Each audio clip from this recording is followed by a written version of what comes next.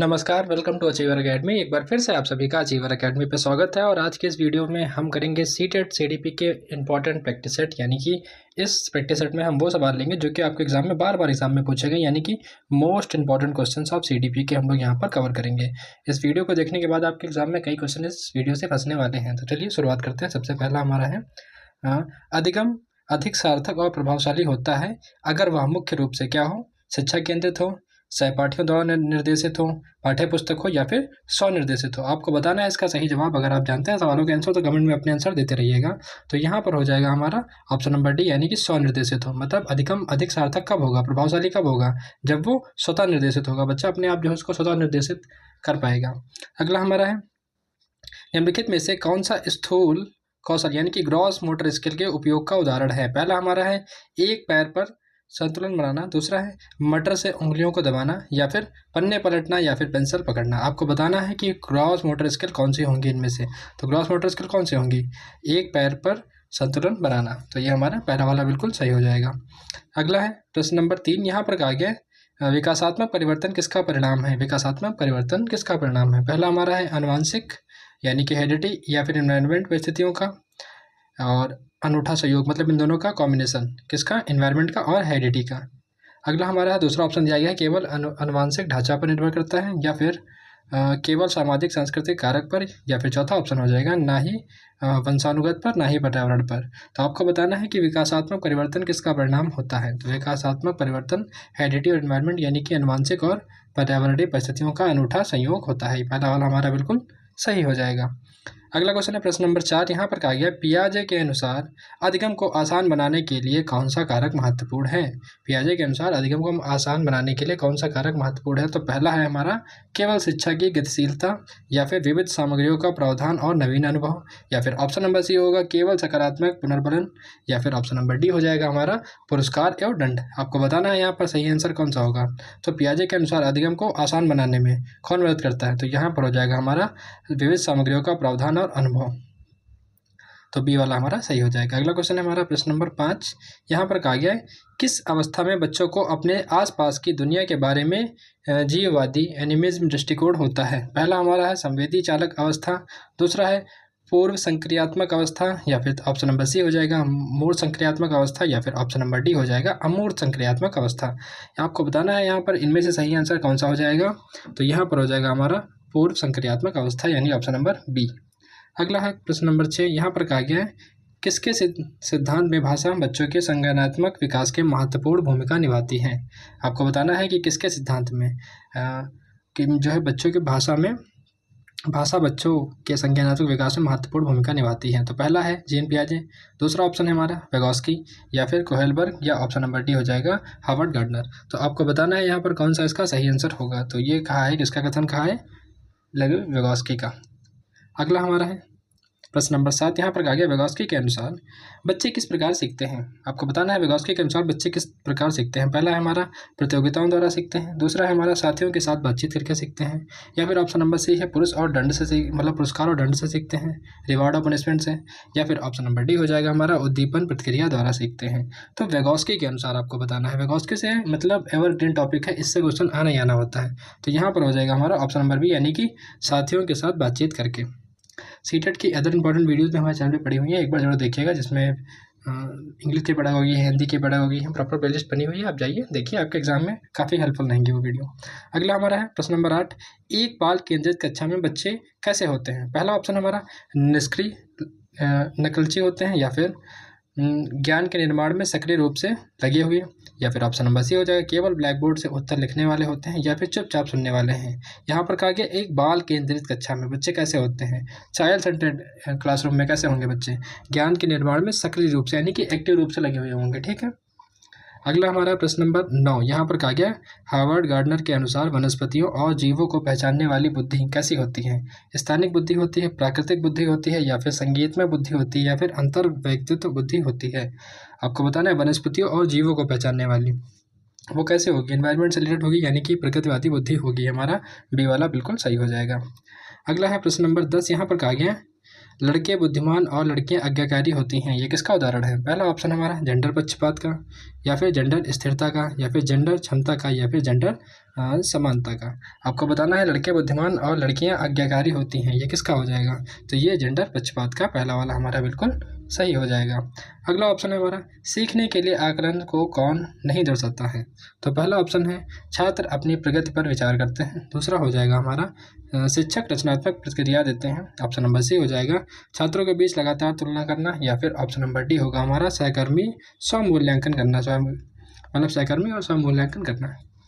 तो सीखने के लिए आकलन को कौन नहीं दर्शाता है? तो बताना है आपको यहाँ पर नहीं वाला, तो कौन सा हो जाएगा? तो छात्रों के बीच में लगातार तुलना करना ये नहीं होता है, बाकी पहला वाला, दूसरा वाला और तीसरा वाला तीनों ही सही हो जाएंगे। ये वाला हमारा गलत होगा और गलत ही हमसे पूछा गया था। अगला हमारा है समावेशी शिक्षा के लिए आवश्यक है, मोस्ट इंपॉर्टेंट टॉपिक है इंक्लूसिव एजुकेशन। एक क्वेश्चन आपके एग्जाम में आना बिल्कुल पक्का होता है इस टॉपिक से। तो बताइए यहाँ पर समावेशी कक्षा के लिए आवश्यक क्या है? लचीला शिक्षा शास्त्र, अगम्य भवन, या फिर अनम्य मानसिकता, या फिर मानकीकृत पाठ्यक्रम। आपको बताना है कि क्या होगा इसमें। तो लचीला शिक्षा शास्त्र यानी कि फ्लेक्सिबल करिकुलम। अगला हमारा हो जाएगा प्रश्न नंबर 13। यहाँ पर आ गया सामाजिक संचार में चुनौतियाँ किस दिव्यांगता से होती हैं? सामाजिक संचार में चुनौतियाँ किस दिव्यांगता से होती हैं? पहला हमारा है ऑटिज्म, दूसरा है डिस्कलकुलिया, या फिर डिस्ग्राफिया, या फिर डिसलेक्सिया। तो आप जानते हैं डिस्ग्राफिया काहे से लिखने से होती हैं, डिसलेक्सिया सुनने से, डिस्कलकुलिया मैथमेटिक्स प्रॉब्लम। तो बताइए यहाँ पर कौन सा हो जाएगा? तो बच्चा हमारा पहला वाला यानी कि फर्स्ट वाला हमारा बिल्कुल सही हो जाएगा।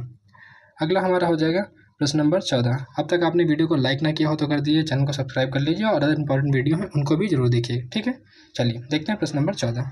वंचित समूहों के लिए विद्यार्थियों को शामिल करने में मदद करेगा, कौन मदद करेगा? पहला ऑप्शन है हमारा विविधता को महत्व देना, या फिर गैर प्रासंगिक पाठ्यक्रम, या ऑप्शन नंबर सी है हमारा प्रमुख समूहों को प्राथमिकता देना, या फिर ऑप्शन नंबर डी हो जाएगा मानकीकृत परीक्षण।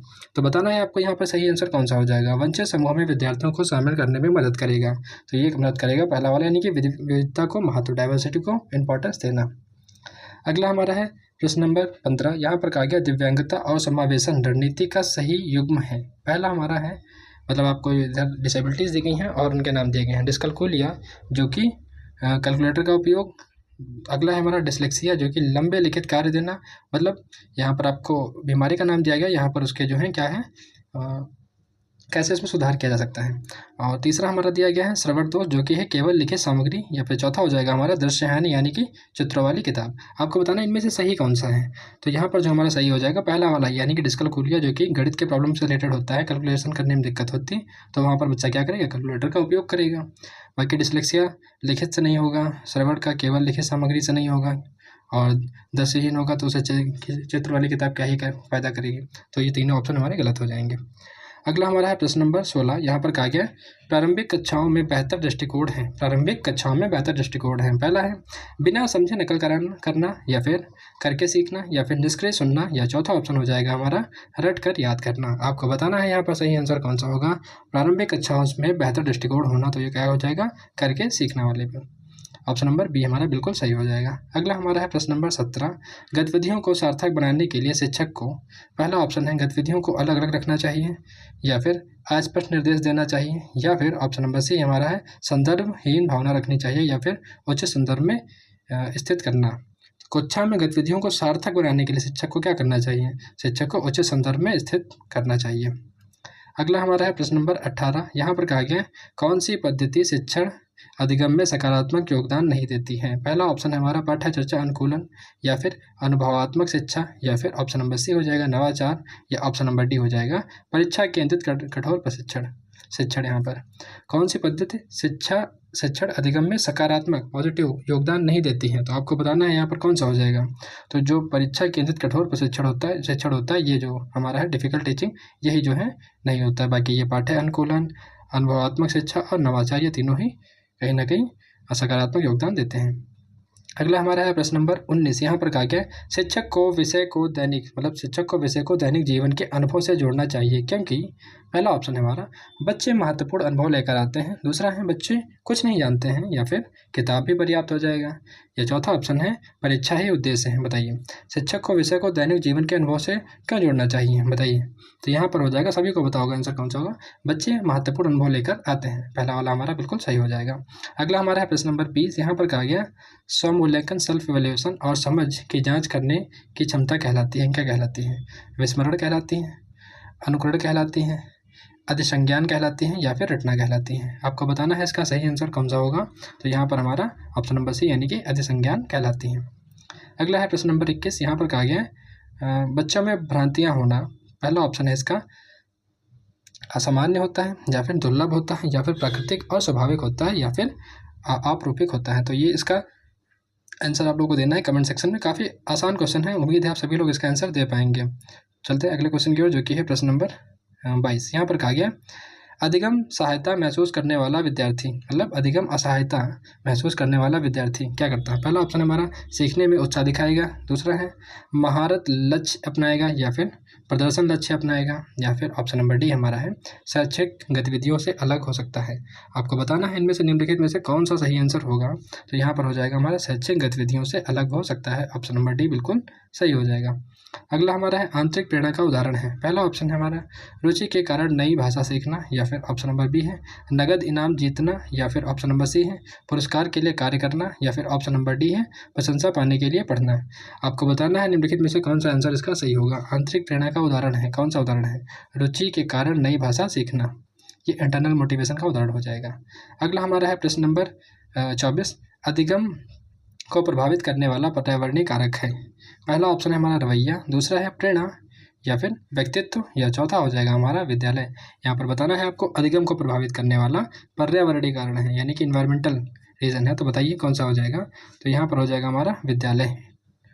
अगला हमारा है प्रश्न नंबर 25। यहाँ पर कहा गया शारीरिक विकास में देरी के लिए जिम्मेदार हैं, क्या जिम्मेदार है, केवल इन्वायरमेंट यानी हेरिडिटी आनुवांशिकता, या फिर केवल पर्यावरण यानी कि केवल इन्वायरमेंट, या फिर आनुवांशिकता और पर्यावरण दोनों ही, या इनमें से कोई नहीं। तो आपको बताना है इसका कौन सा रीज़न होगा, मतलब विकास में देरी का। तो विकास में देरी का जो रीज़न हो जाएगा वो इनमें से कोई भी नहीं हो सकता, यानी कि ऑप्शन नंबर डी वाला। अगला हमारा है फाइन मोटर स्किल का उदाहरण क्या है। फाइन मोटर स्किल का उदाहरण दौड़ना हो सकता है, चलना होगा, या फिर घसीट कर चलना होगा, या फिर कूदना होगा। आपको बताना है निम्नलिखित में से कौन सा इसका सही आंसर होगा। फाइन मोटर स्किल का उदाहरण है, तो फाइन मोटर स्किल का उदाहरण कौन सा है, ऑप्शन नंबर सी वाला। अगला हमारा प्रश्न नंबर 27। यहाँ पर कहा गया पूर्व संक्रियात्मक अवस्था यानी कि 2 से 7 वर्ष में कौन सी क्षमता आती है। तो पहली है अमूर्त सोच, दूसरी है लक्ष्य निर्देशित व्यवहार, या फिर ऑप्शन नंबर सी हो जाएगा परिकल्पनात्मक सोच, या फिर ऑप्शन नंबर डी हो जाएगा वैज्ञानिक तर्क। आपको बताना है कि 2 से 7 वर्ष जिसको हम लोग पूर्व संक्रियात्मक अवस्था बोलते हैं, इसमें कौन सी होती है क्षमता आती है। तो इसमें जो क्षमता आती है वो होती है हमारी लक्ष्य निर्देशित व्यवहार, ऑप्शन नंबर बी हमारा बिल्कुल सही हो जाएगा। अगला हमारा है पियाजे के अनुसार शिक्षक को होना चाहिए, मतलब शिक्षक होना चाहिए किस तरीके का होना चाहिए, गतिशील होना चाहिए और लचीला होना चाहिए, संरचित होना चाहिए, अन्वय होना चाहिए, यांत्रिक होना चाहिए और व्यवहारवादी होना चाहिए, या फिर केवल व्याख्या व्याता हो, मतलब केवल एक्सप्लेन करता रहे, ऐसा टाइप का होना चाहिए। तो बताना है आपको इसमें सही आंसर कौन सा होगा। तो सही हो जाएगा हमारा गतिशील होना चाहिए और लचीला होना चाहिए पियाजे के अनुसार। अगला हमारा है प्रश्न नंबर 29। वेगोस्की के विचार में जो संज्ञा है वो भाषा से स्वतंत्र है, मतलब संज्ञान जो है वो भाषा से स्वतंत्र है, या फिर संज्ञानात्मक विकास को निर्देशित करता है, या फिर भाषा संज्ञानात्मक विकास को सुगम बनाती हैं, या ऑप्शन नंबर डी हो जाएगा भाषा और संज्ञान का संबंध नहीं है। आपको बताना है इनमें से सही आंसर कौन सा हो जाएगा वेगोस्की के विचारों में। तो वेगोस्की के विचारों में भाषा संज्ञानात्मक विचार को सुगम बनाती है, ऑप्शन नंबर सी हमारा बिल्कुल सही हो जाएगा। अगला है प्रश्न नंबर 30। यहाँ पर कहा गया वेगोस्की के अनुसार संज्ञानात्मक विकास को सुगम बनाने वाले कारक हैं। पहला ऑप्शन है हमारा सांकृतिक उपागम, दूसरा है सामाजिक संपर्क, या फिर तीसरा हो जाएगा संतुलन, या फिर हमारा ऑप्शन हो जाएगा चौथा वाला यानी कि पुरस्कार। आपको बताना है वेगोस्की के अनुसार संज्ञानात्मक विकास को सुगम बनाने वाले कारक हैं। तो यहाँ पर हो जाएंगे हमारे सांस्कृतिक उपकरण। तो ये थे हमारे टॉप 30 CDP के क्वेश्चन यानी कि प्रैक्टिस सेट हमारा। अगला आएगा इसके बाद उसमें भी हम 30 क्वेश्चन को कवर करेंगे। तो वीडियो पसंद है तो लाइक करिएगा और कमेंट में जरूर बताएं कैसी लगी आपको।